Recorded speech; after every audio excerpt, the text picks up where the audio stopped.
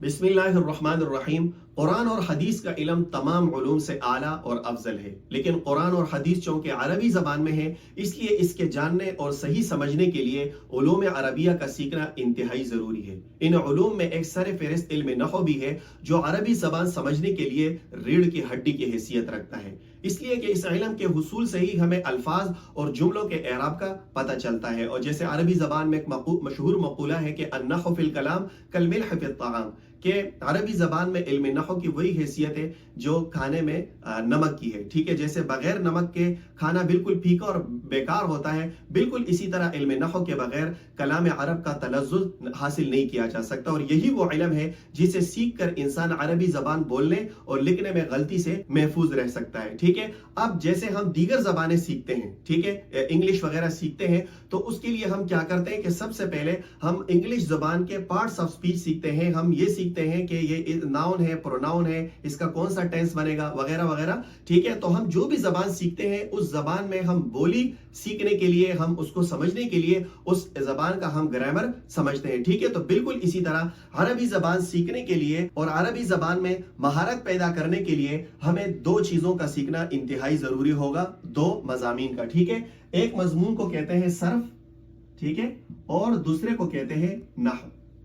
ठीक है, ये सर्फ और नहव ये दोनों कलाम अरब सीखने के लिए रीढ़ की हड्डी की हैसियत रखते हैं। अगर ये सर्फ और नहव हमें आएगा तो हम कलाम अरब में यानी अरबी ज़बान में हम जुमले भी बना सकेंगे, हम उस ज़बान को समझ भी सकेंगे और हमारे अंदर सुनने की भी सलाहियत पैदा हो सकेगी। ठीक है, अब सर्फ और नहव का क्या काम है, इसका काम देके एक मिसाल से समझते हैं। मिसाल के तौर पर मैं अरबी ज़बान में ये कहना चाहूँ कि मैं आपके भाई का शुक्रिया अदा करता हूँ।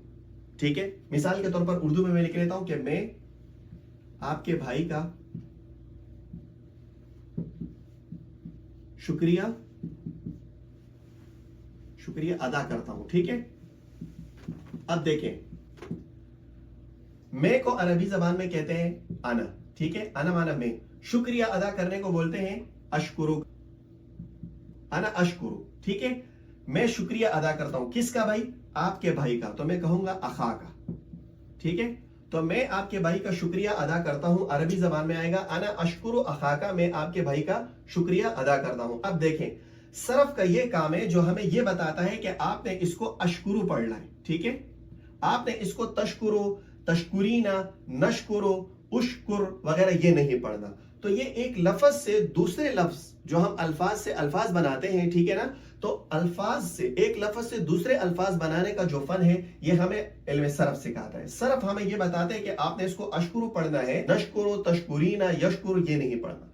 ठीक है, और नहव हमें ये बताता है कि आपने किस तरह पहले फेल लाना है, फिर फाइल लाना है, फिर मफूल बिही लाना है। ठीक है ना, पहले आपने वर्ब लाना है, उसके बाद सब्जेक्ट लाना है, उसके बाद आपने ऑब्जेक्ट लाना है। ठीक है ना, जैसे हम इंग्लिश जबान में टेंसेस में करते हैं। ठीक है, तो एक तो नहव हमें ये करता है कि हमें अल्फाज को जोड़कर जुमला बनाना सिखाता है, और दूसरा हमें अल्फाज के एराब सिखाता है। यानी नहव हमें ये बताता है कि आपने इसको अखू का नहीं पढ़ना, ठीक है, आपने इसको अखी का नहीं पढ़ना, बल्कि आपने इसको क्या पढ़ना है, अखा का पढ़ना है, क्योंकि ये यहाँ मफूल बिही बन रहा है और यहाँ अखा का मफूल बिही का नसब अलिफ के साथ होता है। ठीक है, तो बहरहाल इल्म नहव हमें दो बातें सिखाता है। एक ये सिखाता है कि आपने इन अल्फाज को जोड़कर जुमला कैसे बनाना है, और दूसरी बात ये सिखाता है कि आपने इन अल्फाज और जुमलों के आखिर में कौन से एराब लगाने हैं। ठीक है, देखिए इसी मकसद के लिए इल्म नहव का इजाद हुआ है। ठीक है, कि हमें अल्फाज के ऊपर, जुमलों के ऊपर एराब का पता चल जाए, क्योंकि अरबी जबान में ऐसा है कि अगर आपने जबर की जगह जेर पढ़ लिया, जेर की जगह पेश पढ़ लिया,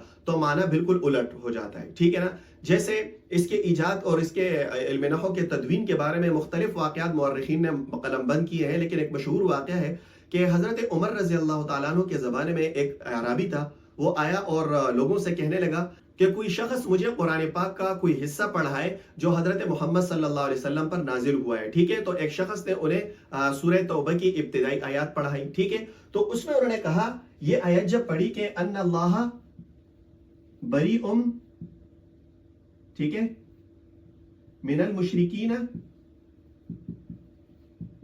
व रसूलुहु। ठीक है, तो अब ये ऐसा है कि उस बंदे जो उनको कुरान पाक पढ़ा रहा था ना, उन्होंने कहा कि अन्नल्लाह बरीउम मिनल मुशरिकीन व रसूलिही, व रसूलुहु के बजाय उसने व रसूलिही पढ़ लिया।